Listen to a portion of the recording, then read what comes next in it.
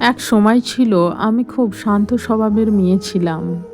সবাই বলতো মেয়েটা ভীষণ ভালো, নরম, চুপচাপ।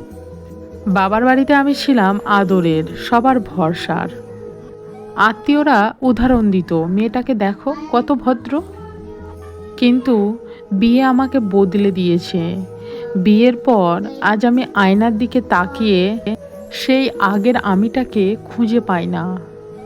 শ্বশুরবাড়িতে এসে বুঝলাম ভালো হওয়া সবসময় যথেষ্ট নয়। সেখানে ভালো মেয়ের মূল্য কম, আর চুপ থাকা মেয়েকে সবাই নিজের মতো করে ব্যবহার করতে চায়।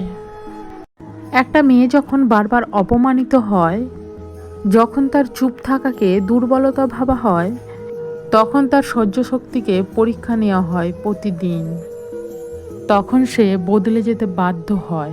সে আর আগের মতো নরম থাকে না।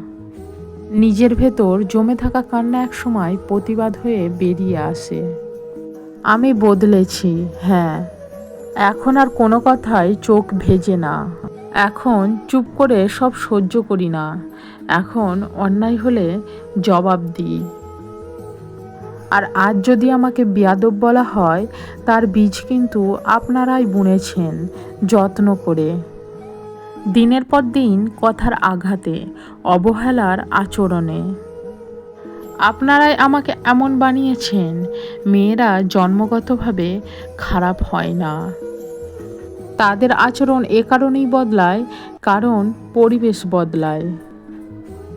তাদের নরম স্বভাব শক্ত হয়ে যায়, কারণ তারা শিখে যায় নিজেকে না বাঁচালে কেউ বাঁচাবে না।